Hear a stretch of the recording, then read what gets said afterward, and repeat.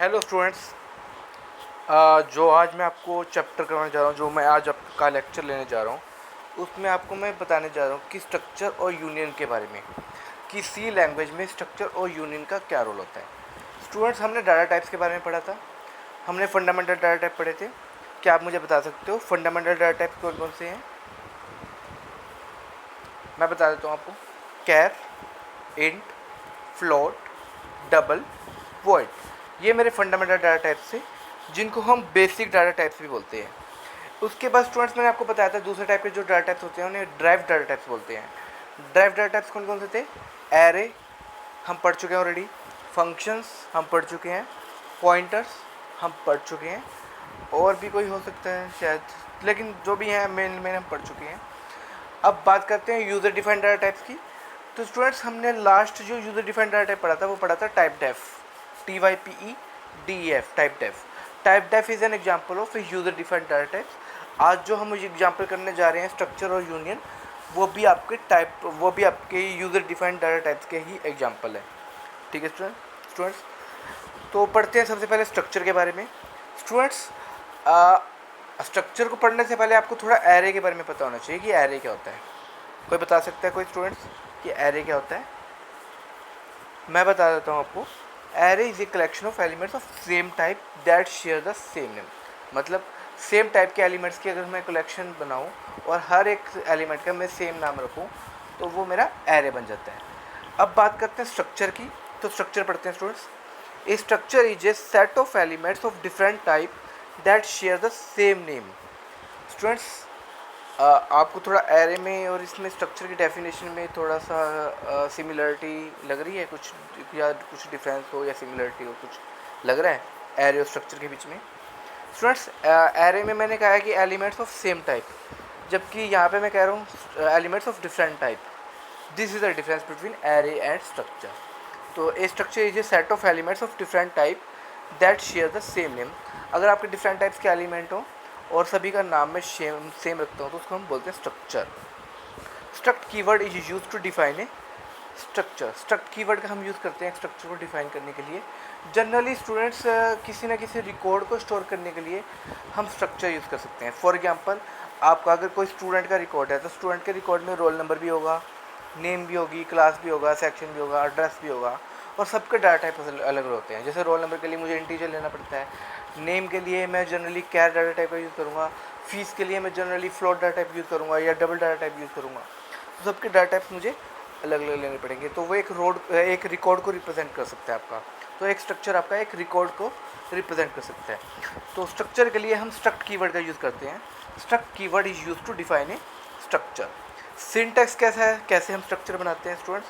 तो स्ट्रक्ट, यहाँ पे मैंने लिखा है स्ट्रक्ट। स्ट्रक्ट के बाद हम स्ट्रक्चर का नाम लिखते हैं, फिर ओपन करली ब्रेस, फिर उसके अंदर आपके एलिमेंट्स आ जाते हैं। एलिमेंट्स में भी डाटा टाइप क्या है, डाटा टाइप का के लिए वेरिएबल कौन सा है, दूसरा डाटा टाइप क्या है, उसका वेरिएबल कौन सा है। इस टाइप से हम जितने भी हम एलिमेंट्स ले सकते हैं या मेंबर्स ले सकते हैं स्ट्रक्चर के, वो हम ले लेंगे। और लास्ट में जब हम क्लोज करली ब्रेस लगाएंगे, उसके बाद हम स्ट्रक्चर के वेरिएबल्स की लिस्ट देंगे, उसके बाद सेमी कोलन लगाएंगे। सेमी कोलन से हम स्ट्रक्चर की डेफिनेशन को टर्मिनेट कर रहे हैं। इसके बाद क्या हुआ, हमारा स्ट्रक्चर की डेफिनेशन को हमने टर्मिनेट कर दिया। ठीक है स्टूडेंट्स, अब है मेरे पास एग्जांपल कि कैसे हम एक स्ट्रक्चर को डिफाइन कर सकते हैं। हम वो पूरा एग्जांपल देखेंगे।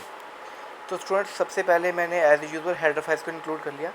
मैंने लिखा hash include stdio.h hash include conio.h। तो मैंने standard input output header file को भी इंक्लूड कर लिया। मैंने यहाँ पे console input output header file को भी इंक्लूड कर लिया। उसके बाद अब स्टूडेंट मैं स्ट्रक्चर को डिफाइन करूँगा। स्ट्रक्चर को डिफाइन करने के लिए हम स्ट्रक्ट कीवर्ड यूज़ करते हैं। तो मैंने यहाँ पे स्ट्रक्ट कीवर्ड यूज़ किया है। स्ट्रक्ट कीवर्ड के बाद स्पेस देके मैंने स्ट्रक्चर का नाम लिखा है। स्ट्रक्चर का नाम जैसे मैंने दे दिया स्टूडेंट, क्योंकि स्ट्रक्चर का नाम है एक आइडेंटिफायर हो सकता है, और आइडेंटिफायर कोई भी यूज़र डिफाइंड नेम हो सकता है। तो यहाँ पे मैंने नाम डिफाइन किया है। और हमने पढ़े थे आइडेंटिफायर्स के कुछ रूल्स होते हैं, वो रूल्स हमें फॉलो करने पड़ेंगे कि पहला कैरेक्टर आपका लेटर नहीं होना चाहिए, कोई कीवर्ड नहीं होना चाहिए। तो वो सारी चीज़ हम जानते हैं आइडेंटिफायर्स के रूल्स के बारे में। तो हम नेम देते वक्त उन रूल्स का ध्यान रखेंगे। अब स्टूडेंट तो मेरे स्ट्रक्चर का नाम हो गया, ओपन करली ब्रेस से मैंने स्ट्रक्चर की डेफिनेशन को स्टार्ट किया। इसमें मैंने लिखा है int space roll number, int is the data type, role number is the member. तो रोल नंबर इसमें क्या हो गया, जो आपका स्टूडेंट स्ट्रक्चर है उसका एक मेंबर हो गया रोल नंबर। इसी तरीके से स्टूडेंट्स मैंने नीचे लिखा है कैर नेम, इसका साइज़ दे दिया, ये एक एरे होता है, करेक्टर एरे होता है, तो ये भी एक मेंबर हो गया। तो हम कह सकते हैं कि जो मेरा स्टूडेंट स्ट्रक्चर है उसके अंदर दो मेंबर्स हैं, एक रोल नंबर और दूसरा name. These both are the structure members, और इनको हम स्ट्रक्चर एलिमेंट्स भी आप बोल सकते हो। फिर स्टूडेंट्स क्लोज करली ब्रेस मैंने यूज़ किया है। उसके बाद स्टूडेंट्स मैंने दो वेरिएबल्स लिए हैं S1, S2। These both are the structure variables. तो स्ट्रक्चर वेरिएबल्स लेना बहुत ज़रूरी है स्टूडेंट्स, क्योंकि मैंने आपको बताया है कि structure is a user defined data type, तो यहाँ पे student is a user defined data type हो जाएगा। और डाटा टाइप को यूज़ करने के लिए हमें वेरिएबल चाहिए, तो यहाँ पे S1 और S2 मेरे दो वेरिएबल्स हैं, जबकि student is a data type. हम यहाँ कह सकते हैं कि स्टूडेंट एक डाटा टाइप है, S1 और S2 वेरिएबल्स हैं उस डाटा टाइप के, पर्टिकुलर डाटा टाइप के। अब स्टूडेंट्स मेरे पास आता है मेन फंक्शन। मेन फंक्शन बहुत ही ज़रूरी फंक्शन है स्टूडेंट्स, हम अभी तक पढ़ते आए हैं, हमने ऐसा कोई प्रोग्राम तो किया नहीं होगा यहाँ पे मेन फंक्शन यूज़ ना हुआ हो। ठीक है स्टूडेंट्स, तो मेन फंक्शन में ओपन करली ब्रेस से मैंने मेन फंक्शन की बॉडी को स्टार्ट किया। तो यहाँ पे प्रिंट एफ \n आपका होता है न्यू लाइन के लिए। यहाँ पे मैंने लिखा है फर्स्ट स्टूडेंट डिटेल्स, पहले स्टूडेंट्स की मुझे डिटेल्स यहाँ पे डालनी है। तो मैंने फिर लिखा print F enter roll number. तो ये दोनों मैसेज तो स्टूडेंट स्क्रीन पे एज इट इज़ डिस्प्ले हो जाएंगे। उसके बाद मैंने लिखा स्कैन एफ से अब मैं भी जो भी यूज़र डाटा डालेगा, स्कैन एफ से हम उस डाटा को एक्सेप्ट करवा के उसे प्रोसेसर के पास भेज देंगे। ठीक है, या मेमोरी में उसे स्टोर कर लेंगे ताकि प्रोसेसर उस पर काम कर सके। तो स्कैन एफ में मैंने डबल कोट्स में लिखा है %d is a format specifier, फिर कॉमा लिखा है मैंने %s1 डॉट रोल नंबर। यहाँ पे स्टूडेंट्स एक चीज़ ध्यान करना है, एम्परसेंड तो आप सभी को पता है, क्योंकि इंटीजर में है तो मैंने एम्परसेंड यूज़ किया है एड्रेस के लिए। लेकिन मैंने रोल नंबर को डायरेक्टली एक्सेस करने के बजाय मैंने S1 डॉट रोल नंबर लिखा है। स्टूडेंट्स हमें पता है कि S1 स्ट्रक्चर वेरिएबल है, ये देखो S1 is a structure variable. हमने यहाँ पे S1 और S2 दो स्ट्रक्चर वेरिएबल डिफाइन कर रखे हैं, डिक्लेयर करके हैं, सॉरी। तो यहाँ पे S1 के साथ ही मैं रोल नंबर को एक्सेस कर सकता हूँ, क्योंकि role number is the structure member. और स्ट्रक्चर मेंबर को एक्सेस करने के लिए हम सबसे पहले लिखेंगे स्ट्रक्चर वेरिएबल का नाम, फिर डॉट ऑपरेटर, और उसके बाद स्ट्रक्चर के मेंबर का नाम। तो यहाँ पे dot operator is use to access members of the structure, ये लिखा हुआ है dot operator use to access the member of the structure. तो डॉट ऑपरेटर का हम यूज़ करते हैं, पहले स्ट्रक्चर वेरिएबल का नाम आएगा, फिर डॉट आएगा, फिर स्ट्रक्चर के मेंबर का नाम आएगा। इसी तरीके से स्टूडेंट्स फिर मैंने अगली लाइन में प्रिंट एफ में ही लिखा है एंटर नेम। यहाँ पे मैं स्टूडेंट का नाम एंटर करवा रहा हूँ, तो मैंने लिखा है स्कैन एफ %s, क्योंकि नाम है स्टूडेंट स्ट्रिंग में आएगा, तो इसके लिए फॉर्मेट स्पेसिफायर मैंने %s यूज़ किया है, कोमा S1 डॉट नेम। यहाँ पे मैं एम्परसेंड यूज़ नहीं करता, कभी भी स्ट्रिंग में हम एम्परसेंड यूज़ नहीं करते। जब हम स्कैन एफ का यूज़ करते हैं तो स्ट्रिंग के केस में हम एम्परसेंड नहीं लगाते, ये आप ध्यान से रखिए, इसको मतलब याद रखिए आप। तो स्टूडेंट इसी तरीके से मैंने आगे प्रिंट एफ लिखा है सेकंड स्टूडेंट्स की डिटेल्स को डालने के लिए, और इसमें भी प्रिंट एफ में मैंने लिखा है enter roll number %d for integer values, और मैंने यहाँ पे लिखा है coma %s2 dot roll number. तो जो मेरा दूसरा स्ट्रक्चर वेरिएबल है S2, उसकी हेल्प से मैं रोल नंबर को एक्सेप्ट करवा रहा हूँ यूज़र के पास। इसी तरीके से स्टूडेंट्स नीचे है प्रिंट एफ एंटर नेम, यहाँ पे मैं नेम की वैल्यू यूज़र से एक्सेप्ट करवा रहा हूँ, मैंने लिखा scan F %s, S2 dot name. तो इस तरीके से स्टूडेंट्स मैंने दूसरे स्टूडेंट्स की रोल नंबर और नेम की वैल्यू यूज़र से एंटर करवा दी। अब ये दोनों वैल्यूज़ को मुझे शो करना है, तो स्टूडेंट मैंने नीचे लिखा है print F \n new line पे आने के लिए %d मैंने लिया इंटीजर के लिए, उसके बाद \t हॉरिजॉन्टल टैब के लिए, फिर %s मैंने लिया है आगे नेम के लिए, डबल कोट्स, कॉमा मैंने लिखा है S1 dot roll number, S1 dot name. Student हमेशा हम स्कैन एफ के वक्त एम्परसेंड यूज़ करते हैं, प्रिंट एफ में हम एम्परसेंड यूज़ नहीं करते, क्योंकि अगर हम प्रिंट एफ में एम्परसेंड यूज़ करेंगे तो इसका मतलब मैं उसकी वैल्यू ना दिखा के उसके एड्रेस को शो कर रहा हूँ। तो इसलिए हम स्कैन एफ में तो एम्परसेंड यूज़ करते हैं, प्रिंट एफ में यूज़ नहीं करते। लेकिन अगर एम्परसेंड यूज़ कर भी लेते हो तो वो एड्रेस दिखाता है, ना कि वैल्यू दिखाता है। ठीक है स्टूडेंट्स, तो इसी तरीके से मैंने ऊपर पहले स्टूडेंट के रोल नंबर नेम को डिस्प्ले करवाया है, और दूसरी प्रिंट एफ वाली लाइन में मैंने दूसरे स्टूडेंट के रोल नंबर और नेम को डिस्प्ले करवाया है। लास्ट में स्टूडेंट मैंने गेट सी एच यहाँ पे यूज़ नहीं किया, आप चाहो तो गेट सी एच यूज़ कर सकते हो अगर आप चाहते हो कि आपको सेम स्क्रीन पे ही आउटपुट डिस्प्ले हो जाए। तो यहाँ पे क्लियर स्क्रीन और गेट सी एच फंक्शंस का आप यूज़ कर सकते हो एज यूजुअल, जैसे हम मोस्टली प्रोग्राम्स में करते आए हैं। तो स्टूडेंट्स इस प्रोग्राम को आपने लिखना भी है, कंपाइल करना है और एग्जीक्यूट करके देखना है। आगे चलें स्टूडेंट्स अभी हमने स्ट्रक्चर वेरिएबल बनाना सीखा था कि हम स्ट्रक्चर वेरिएबल्स कैसे डिक्लेयर कर सकते हैं। अब बात आती है स्ट्रक्चर एरेज के बारे में। स्टूडेंट्स आप सभी को पता है एरेज क्या होते हैं। Arrays is a collection of elements of same type, हम कहते हैं ना सेम टाइप के एलिमेंट्स की कलेक्शन को हम एरे बोलते हैं। तो स्ट्रक्चर एरे का क्या मतलब हो गया, इसमें हम कह सकते हैं structure array is a collection of elements of same structure type. हाँ, मतलब आपके एलिमेंट्स हो जाएंगे और सारे एलिमेंट्स का स्ट्रक्चर का जो टाइप होगा वो सेम होगा, क्योंकि स्ट्रक्चर से यूज़र डिफाइंड डाटा टाइप। अगर मैं इंटीजर एरे लेता हूँ तो उसमें सारे एलिमेंट्स मेरे इंटीजर टाइप के होते हैं। कैरेक्टर टाइप का एरे लेता हूँ तो सारे मेरे एलिमेंट्स कैरेक्टर टाइप के होते हैं। फ्लोट लेता हूँ तो सारे एलिमेंट्स मेरे फ्लोट टाइप के होते हैं। ऐसे अगर मैं स्ट्रक्चर एरे लेता हूँ तो सारे एलिमेंट्स मेरे सेम स्ट्रक्चर टाइप के हो जाएंगे। तो स्टूडेंट्स अब इस प्रोग्राम में हम ये देखते हैं कि हम एक एरे को कैसे डिक्लेयर कर सकते हैं स्ट्रक्चर्स में। तो स्टूडेंट्स प्रोग्राम देखते हैं।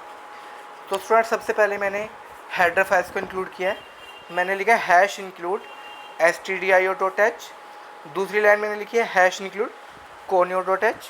तो सबसे पहले हमने ये दो हेडर फाइल्स को यहाँ पे इंक्लूड कर लिया। उसके बाद स्टूडेंट मैंने लिखा struct is a keyword to define the structure. Struct के बाद मैंने स्ट्रक्चर का नाम दिया स्टूडेंट। उसके बाद ओपन कर्ली ब्रेस। फिर स्टूडेंट इसमें रोल नंबर और नेम दो मैंने स्ट्रक्चर मेंबर्स लिए हैं। Roll number is of integer type और name is a an array of character type. तो ये एक स्ट्रिंग को डिफाइन कर रहे हैं यहाँ पे। तो उसके बाद नीचे जहाँ पे स्टूडेंट्स क्लोज कर्ली ब्रेस के बाद हम स्ट्रक्चर वेरिएबल्स को डिक्लेयर करते हैं, वहाँ पे स्ट्रक्चर वेरिएबल्स को डिक्लेयर ना करके मैंने यहाँ पे स्ट्रक्चर एरे डिक्लेयर किया है। मैंने लिखा है एस स्क्वायर ब्रैकेट्स में 5 सेमीकोलन। तो यहाँ पे S is a structure array और ये एक एरे है जिसके अंदर 5 स्ट्रक्चर्स आप स्टोर कर सकते हो। 5 स्ट्रक्चर आप स्टोर कर सकते हो और हर एक स्ट्रक्चर का मतलब एक रिकॉर्ड होता है यहाँ पे। तो फिर स्टूडेंट्स यहाँ पे मेरा स्ट्रक्चर डिफाइन हो गया। अब मेन फंक्शन, मैंने मेन फंक्शन लिया वर्ड मेन और इसमें मैंने पहला वेरिएबल डिक्लेयर किया है इंट आई मैंने स्टूडेंट्स फॉर लूप में काउंटर वेरिएबल के लिए यूज़ किया है, क्योंकि मुझे काउंटर चलाना है ना, मुझे 5 स्ट्रक्चर एलिमेंट्स को एक्सेप्ट करवाना है, तो इसलिए मैंने यहाँ पे इंट आई लिया है। फिर स्टूडेंट्स मैंने लूप चलाया है क्योंकि मुझे 5 एरेज की वैल्यूज़ को स्टोर करना है, मतलब 5 स्ट्रक्चर एरे की वैल्यूज़ को स्टोर करना है। तो मैंने यहाँ पे लूप चलाया फॉर आई की वैल्यू मैंने 0 से स्टार्ट की और आई लेस देन मैंने 5 लिखा है। मतलब क्योंकि हम सभी को पता है एक एरे में फर्स्ट इंडेक्स की वैल्यू 0 होती है और लास्ट इंडेक्स की वैल्यू आपकी साइज -1 होती है। तो साइज जैसे 5 है तो साइज -1 का मतलब लास्ट एलिमेंट का इंडेक्स वैल्यू क्या हो जाएगी, यहाँ पे 4 हो जाएगी। तो इसलिए मैंने लेस देन 5 लिखा है सेमीकोलन i++। अब इस फॉर लूप में स्टूडेंट्स मैं यूज़र से रोल नंबर एक्सेप्ट करवा रहा हूँ। मैंने लिखा print F enter role number और स्कैन एफ में अब %d कॉमा मैंने लिखा है एम्परसेंड लिखना जरूरी होता है क्योंकि एड्रेस वैल्यू देते हैं हम। और यहाँ पे स्टूडेंट्स मैंने लिखा है SI.रोल नंबर स्क्वायर ब्रैकेट में आई लिखा है। तो SI मेरे एरे इंडेक्स को बता रहा है, क्योंकि पहली बार आई की वैल्यू 0 होगी तो ये होगा S0, मतलब स्ट्रक्चर के जो पहले एलिमेंट है, स्ट्रक्चर का जो पहला स्ट्रक्चर एलिमेंट है उसके रोल नंबर की वैल्यू को एक्सेप्ट करवा रहा हूँ। इसी तरीके से स्टूडेंट्स नीचे नेम है, ये थोड़ा इंडेंटेशन में फ़र्क आ गया क्योंकि ये एक्चुअल में मैं प्रोग्राम्स को जब लिखता हूँ सी के अंदर उनको कंपाइल करता हूँ, सबसे पहले एग्जीक्यूट करके देखता हूँ कि वो करेक्टली एग्जीक्यूट हो रहे हैं या नहीं हो रहे। जब वो करेक्टली एग्जीक्यूट हो रहे होते हैं उसके बाद मैं वहाँ से कॉपी पेस्ट करता हूँ स्टूडेंट।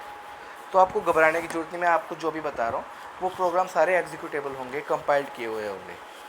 तो स्टूडेंट्स यहाँ पे मैंने नेम लिखा है enter name scanner double quotes में %s SI.name।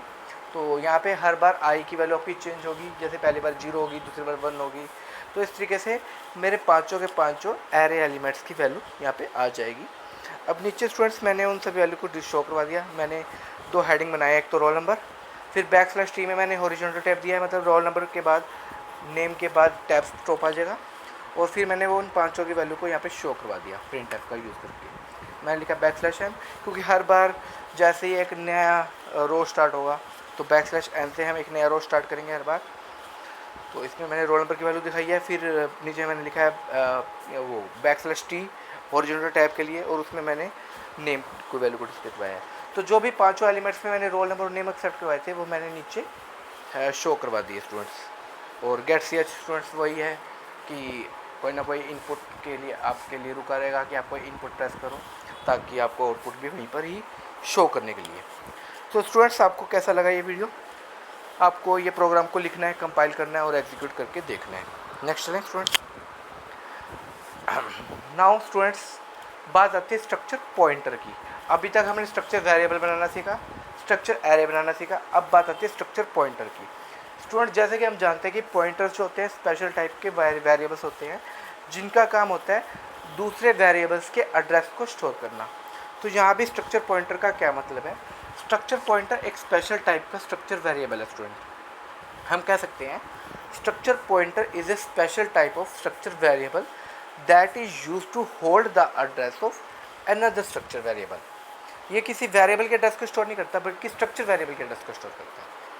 जैसे एक सिंपल पॉइंटर एक नॉर्मल वेरिएबल के एड्रेस को स्टोर करता है, वैसे ही एक स्ट्रक्चर पॉइंटर एक स्ट्रक्चर वेरिएबल के एड्रेस को स्टोर करता है। हम कह सकते हैं structure pointer is a special type of structure variable that is use to hold the address of another structure variable.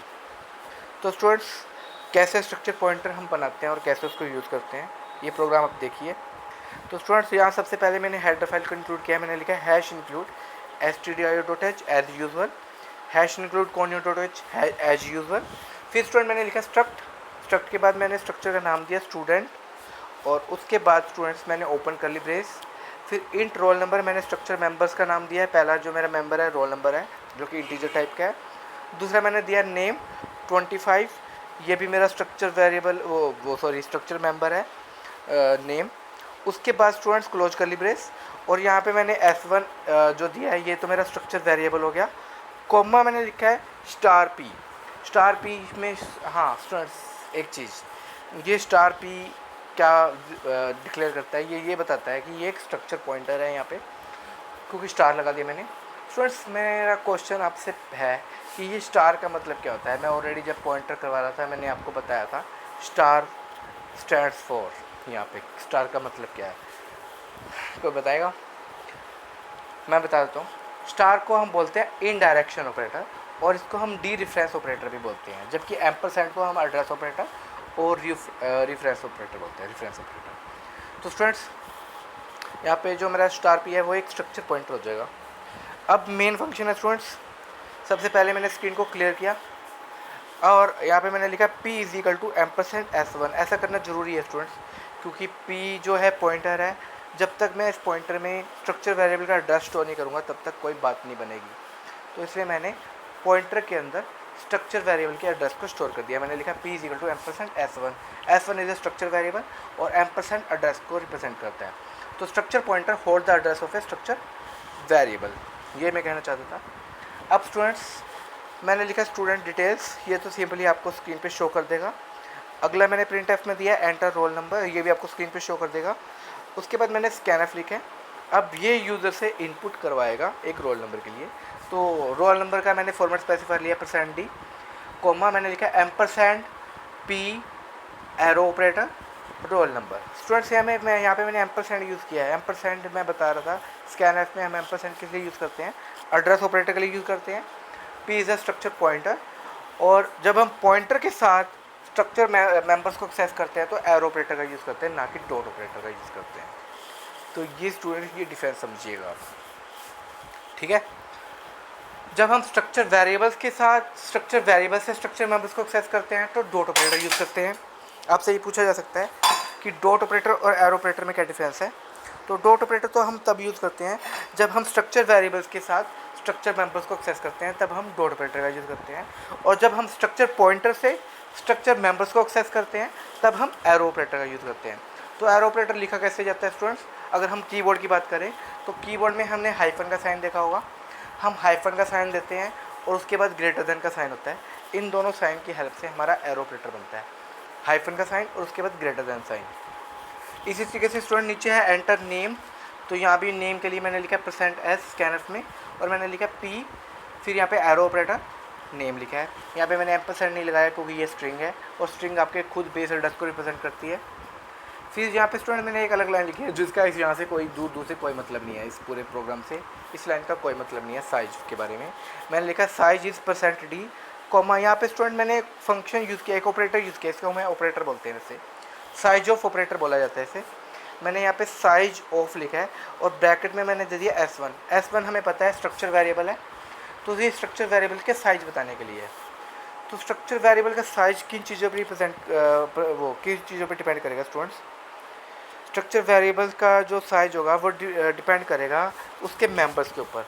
तो स्टूडेंट यहाँ पे मेरे पास 2 मेंबर हैं, रोल नंबर और नेम, क्योंकि हमें पता है स्टूडेंट्स रोल नंबर कितने बाइट का होगा। यहाँ पे कोई बता सकता है? रोल नंबर 2 बाइट्स का होगा, क्योंकि इंटीजर इज़ ऑफ 2 बाइट्स, तो यहाँ पे रोल नंबर मेरा 2 बाइट्स लेगा। जबकि नेम जो है, अब स्टूडेंट्स कैरेक्टर कितने बाइट का होता है? 1 बाइट का होता है, लेकिन यहाँ पे हमने जो इसको साइज एलोकेट करके है नेम को, वो 25 कर रखा है, और 25 का मतलब है 25 × 1 बाइट, तो टोटल बाइट्स कितने हो जाएंगे? 25 बाइट्स। और अगर मैं पूरे स्ट्रक्चर की बात करूँ, स्ट्रक्चर वेरिएबल की बात करूँ, तो 25 तो ये बाइट्स हो गए, प्लस इन रोल नंबर के 2 बाइट्स वो हो गए, तो 25 + 2 27। तो यहाँ पे जो मेरे पास साइज ऑफ में साइज बताएगा वो 27 बताएगा स्टूडेंट्स, ठीक है। अब नीचे स्टूडेंट्स मैंने रोल नंबर नेम को सिंपली डिस्प्ले करवा दिया एरो ऑपरेटर के साथ। मैंने लिखा \n न्यू लाइन पे आने के लिए, %d मैंने रोल नंबर के लिए लिया, \t हॉरिजॉन्टल टाइप के लिए, और %s मैंने नेम के लिए लिया स्टूडेंट्स। मैंने लिखा p arrow operator roll number, comma p arrow operator name, और लास्ट में गेट ch, और उसके बाद मैंने कर्ली ब्रेस को क्लोज कर दिया। इस तरीके से स्टूडेंट्स मैंने यहाँ पे एरो ऑपरेटर का यूज़ किया जब मैं स्ट्रक्चर पॉइंटर्स को यहाँ पे यूज़ कर रहा हूँ उस केस में। नेक्स्ट क्वेश्चन है स्टूडेंट्स नेस्टिंग ऑफ स्ट्रक्चर्स। क्या हम एक स्ट्रक्चर को दूसरे स्ट्रक्चर के अंदर यूज़ कर सकते हैं, या हम कह सकते हैं कि जब एक स्ट्रक्चर दूसरे स्ट्रक्चर का मेंबर बन जाता है तो उसको हम नेस्टिंग ऑफ स्ट्रक्चर्स बोलते हैं। मैं दोबारा रिपीट कर देता हूँ। वैसे हमने नेस्टिंग पढ़ा है बहुत बार, हमने नेस्टेड इफ पढ़ा है, नेस्टेड लूप पढ़ा है। नेस्टेड इफ में हम क्या लिखते हैं? जब एक इफ को दूसरे इफ के अंदर यूज़ करते हैं उसे नेस्टेड इफ बोलते हैं। ऐसे जब एक लूप के अंदर हम दूसरा लूप यूज़ करते हैं उसे नेस्टेड लूप बोलते हैं।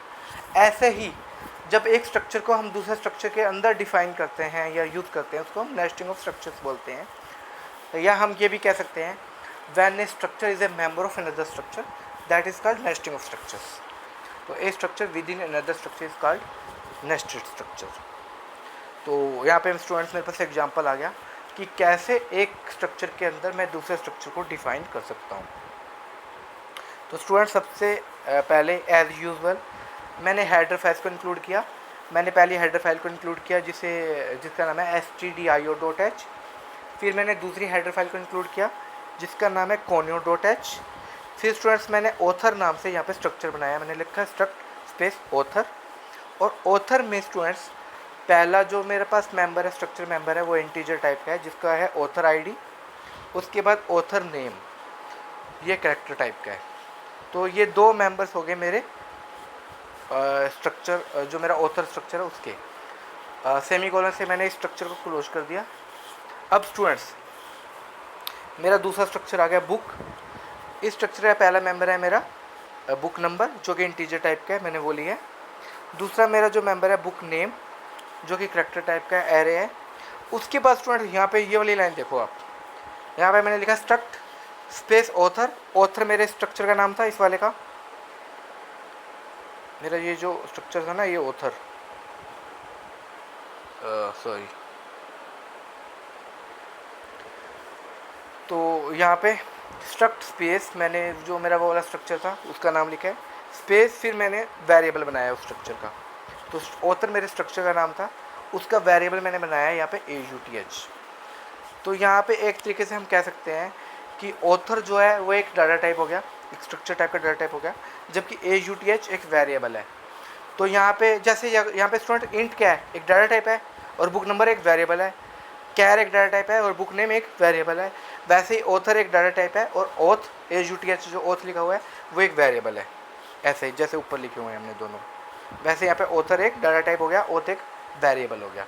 लेकिन ये नेस्टेड स्ट्रक्चर भी हो गया क्योंकि यहाँ पे ये जो ऑथर है ऑथर जो डाटा टाइप है उसका जो वेरिएबल है वो आपके बुक वाले स्ट्रक्चर का एक मेंबर बन गया।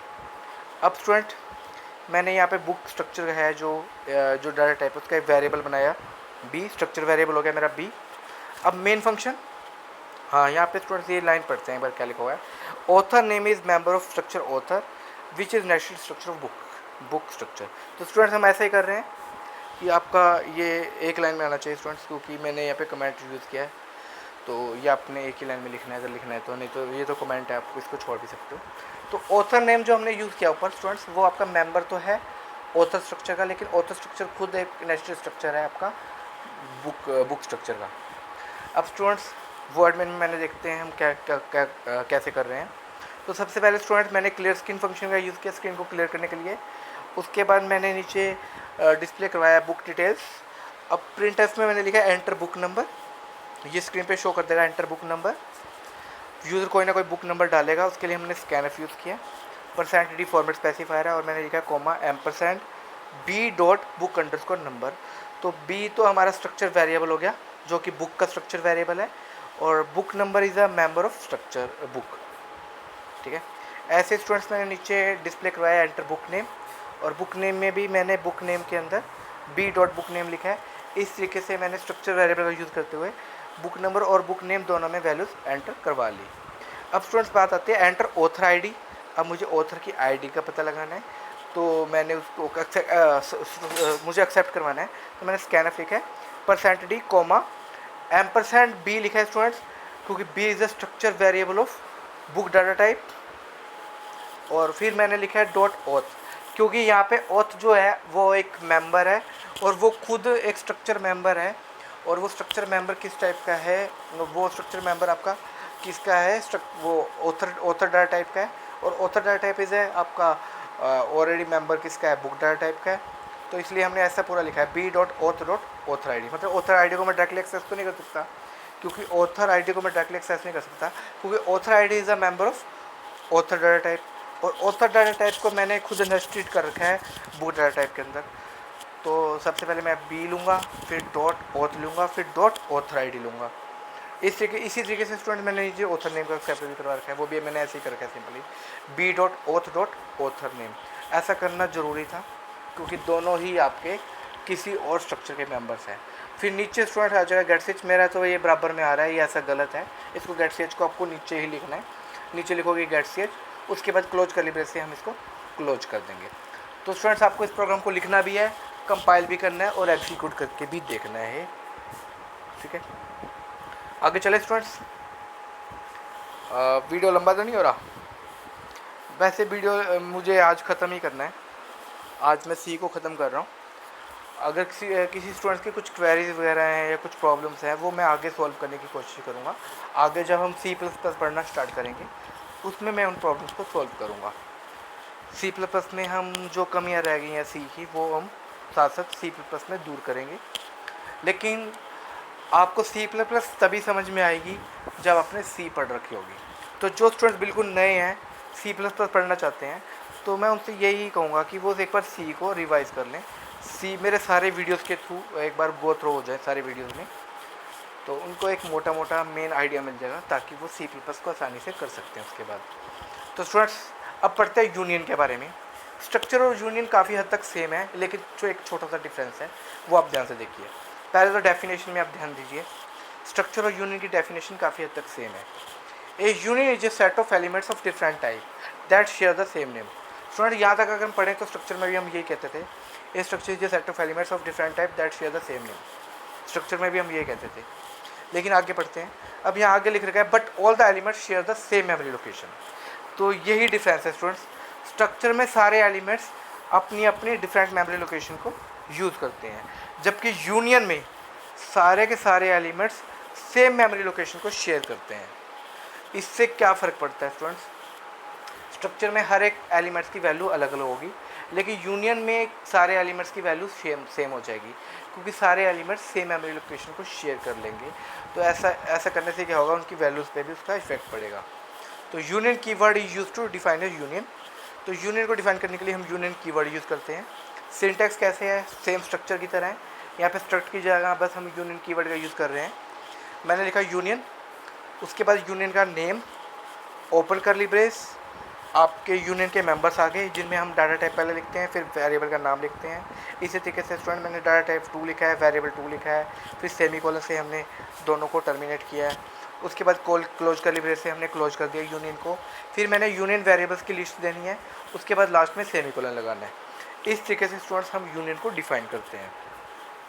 अब स्टूडेंट्स मैं आपको पूरा का पूरा एक प्रोग्राम के थ्रू समझाना चाहता हूँ कि एक प्रोग्राम हम कैसे लिखते हैं यूनियन का यूज़ करते हुए। तो स्टूडेंट्स यहाँ पे सबसे पहले मैंने दो हेडर फाइल्स को इंक्लूड किया है, एक तो stdio.h को, एक conio.h को। दो मेरी हेडर फाइल्स हैं, इन दोनों हेडर फाइल्स को हमने इंक्लूड कर लिया। उसके बाद नीचे मैंने लिखा है स्टूडेंट यूनियन पॉइंट। तो पॉइंट इज़ ए यूनियन, यहाँ पे union is a keyword to define union, और यूनियन का नाम मैंने यहाँ लिया पॉइंट। ओपन करली ब्रेस से मैंने इसकी डेफिनेशन को स्टार्ट कर दिया। फिर इसके अंदर मैंने दो यूनियन मेंबर्स लिए हैं, ए और बी। मैंने लिया इंट ए कॉमा बी सेमीकोलन, ये दोनों मेरे ए और बी क्या हो जाएंगे, यहाँ पे यूनियन मेंबर्स हो जाएंगे।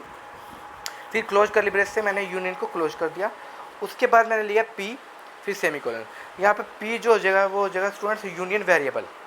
पी यहाँ पे क्या होगा, यूनियन वेरिएबल हो जाएगा। फिर वॉइड मेन फंक्शन आएगा। मेन फंक्शन में सबसे पहली लाइन मैंने लिखी है स्टूडेंट्स क्लियर स्क्रीन, ये स्क्रीन को क्लियर कर देगा। फिर मैंने यूनियन वेरिएबल का नाम लिया है डॉट ए इक्वल टू 10 लिखा है। मतलब यूनियन वेरिएबल का यूज़ करते हुए जो यूनियन का मेरा पहला एलिमेंट है, जो पहला मेंबर है, उसमें मैंने वैल्यू को इनिशियलाइज कर दिया 10 से। लेकिन स्टूडेंट्स अब देखो प्रिंट एफ में मैंने ए की वैल्यू को शो करवा रहा हूँ। मैंने लिखा value of is %d comma P dot A. P मेरा यूनियन वेरिएबल का नाम है और ए जो है यूनियन मेंबर का नाम है। तो इसने 10 डिस्प्ले कर दिया, ये तो करना ही था। लेकिन अब नीचे वाली लाइन देखिए स्टूडेंट्स, मैंने लिखा value of B is %d comma P dot B, यहाँ भी ये 10 शो कर देगा। ऐसा इसलिए क्योंकि दोनों ही वेरिएबल्स, दोनों ही जो मेंबर्स हैं वो सेम मेमोरी लोकेशन को शेयर कर रहे हैं। एक की वैल्यू जो होगी वो दूसरी वैल्यू भी यूज़ होगी वहाँ पे, तो दोनों की वैल्यू ही यहाँ पे 10 रहेगी। फिर स्टूडेंट्स गेट ch है यूज़र के लिए वेट करने के लिए कि वो कोई की प्रेस करें। इस तरीके से स्टूडेंट्स मैंने यूनियन को डिफाइन करना यहाँ पे देखा। एक और एग्जाम्पल देखिए स्टूडेंट्स, सेम प्रोग्राम है वही बिल्कुल, लेकिन यहाँ पे डाटा टाइप्स को मैंने डिफरेंट यूज़ किया है। मैंने लिखा hash include stdio.h, hash include conio.h। ये दोनों लाइनों को आपको बार बार बताने की ज़रूरत ही नहीं मुझे, यार यूज़फुल है। फिर मैंने लिखा यूनियन पॉइंट, मैंने यूनियन का नाम दिया, आप पॉइंट की जगह कुछ भी नाम दे सकते हो यूनियन का। फिर इसके अंदर स्टूडेंट्स मैंने ओपन करली ब्रेस में इंट ए लिया है और कैर बी लिया है। तो दो मेंबर्स हैं मेरे ए और बी। ए जो है इंटीजर टाइप का है और बी जो है करैक्टर टाइप का है। उसके बाद स्टूडेंट्स क्लोज करली ब्रेस के बाद मैंने पी लिया है, पी इज यूनियन वेरिएबल। फिर मेन फंक्शन है स्टूडेंट्स, यहाँ पे क्लियर स्क्रीन किया, और यूनियन का जो मेरा पहला मेंबर है उसको एक्सेस करने के लिए मैंने क्या लिया, यूनियन वेरिएबल जो कि पी है। फिर डॉट ऑपरेटर यूज़ किया। फिर यूनियन मेंबर का नाम मैंने लिया ए, और उसमें मैंने वैल्यू को इनिशियलाइज कर दिया 65। तो अगर मैं वैल्यू ऑफ ए शो करवा रहा हूँ तो पी डॉट ए लिख रहा हूँ तो 65 शो कर रहा है। लेकिन नीचे वाले मैंने लिखा value of B is %c, या मैंने %c यूज़ किया स्टूडेंट, और मैंने पी डॉट बी लिखा है तो ये कैपिटल ए दिखा रहा है। मतलब समझे स्टूडेंट्स, एक्चुअल में दोनों में वैल्यू 65 ही गई है, लेकिन %c लिखा है मैंने वहाँ पे, तो उसे वो करैक्टर में शो कर रहा है, इसलिए वहाँ पे उसने ए दिखाया है। क्योंकि हम सभी को पता है कैपिटल ए का आस्की कोड 65 होता है। आस्की कोड पता है ना सभी स्टूडेंट्स को? आस्की की फुल फॉर्म होती है American standard code for information interchange, ASCII, American standard code for information interchange.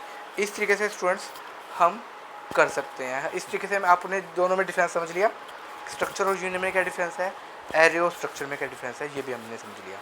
तो स्टूडेंट्स आज इस वीडियो के साथ ही मैं अपनी सी लैंग्वेज को यहाँ पे विराम देता हूँ। आपको बताना चाहूँगा कि आज हमने सी को कंप्लीट कर लिया। आपको जो भी स्टूडेंट्स सी से गो थ्रू होना चाहते हैं, वो मेरी सी जो की मैंने एक प्लेलिस्ट बना रखी है। एक्चुअली में मैंने हर एक की प्लेलिस्ट बना रखी है, चाहे वो MS वर्ड की हो, एक्सेल की हो, पावर पॉइंट की हो। इसी तरीके से मैंने सी की भी एक प्लेलिस्ट तैयार कर रखी है। मैंने एक्चुअल में C++ प्रोग्रामिंग की प्लेलिस्ट तैयार कर रखी है। तो आप मेरी पूरी की पूरी प्लेलिस्ट को एक्सेस कर सकते हो, और पूरी की पूरी प्लेलिस्ट में आप एक एक वीडियो करके, एक एक लेक्चर वीडियो करके आप मेरे सारे वीडियोस को देख सकते हो। मैं आपको गारंटी देता हूँ कि 100% आपको सी बहुत ईजी लगेगी। आपको ऐसा लगेगा कि जब हमें क्लास के टाइम पे सी करवाई गई थी तो हमें एक हवा लग रहा था, एक भूत लग रहा था ये, लेकिन आज ऐसा लग रहा है कि सी बहुत ही आसान है, बहुत ही। तो स्टूडेंट्स, मेरे वीडियोस को शेयर, लाइक, सब्सक्राइब करते रहिए। सी को मैंने कंप्लीट किया है, मैं स्टार्ट करने जा रहा हूँ C plus plus. C plus plus start करने से पहले मेरा यही रिक्वेस्ट है कि आप सी से गो थ्रू हो जाएँ, क्योंकि काफ़ी सारे कंसेप्ट हमारे सी में हैं। हो सकता है कि कुछ ऐसे कंसेप्ट हों जो सी प्लस प्लस में भी हमें यूज़ करने हो, मैं उनको यूज़ नहीं करवाऊँगा। मैं अगर सी प्लस में कोई ऐसी चीज़ आ जाती है जैसे लूप्स आ जाते हैं या इफ एल्स स्विच केस आ जाता है, तो मैं आपको वो नहीं करवाऊँगा दोबारा। नहीं करवाऊँगा, मैं दोबारा रिपीट कर देता हूँ, क्योंकि वो सेम के सेम यूज़ होते हैं, जैसे सी में यूज़ होते हैं वैसे ही सी प्लस प्लस में यूज़ होते हैं। तो बहुत सारी ऐसी चीज़ें जो सी प्लस प्लस में आपकी रिपीट होंगी, तो मैं नहीं चाहता कि वो रिपीटेशन में आपका टाइम बर्बाद करूँ, बल्कि वो प्रैक्टिस आपको खुद करनी है कि कैसे सी में हम कैसे लिखते थे और सी प्लस प्लस में भी वैसे के वैसे लिखे जाएंगे। चेंजेस क्या आएंगे वो चेंजेस आपको बताऊंगा थोड़े बहुत, और उसके अलावा भी सी प्लस प्लस में बहुत सारे कंसेप्ट हैं, ये सारे बेसिक कंसेप्ट के अलावा भी वो अभी हम ध्यान से पढ़ेंगे। तो स्टूडेंट्स, वीडियोज़ को शेयर, लाइक, सब्सक्राइब करते रहिए। इसी के साथ मैं धन्यवाद कहता हूँ आप सभी का।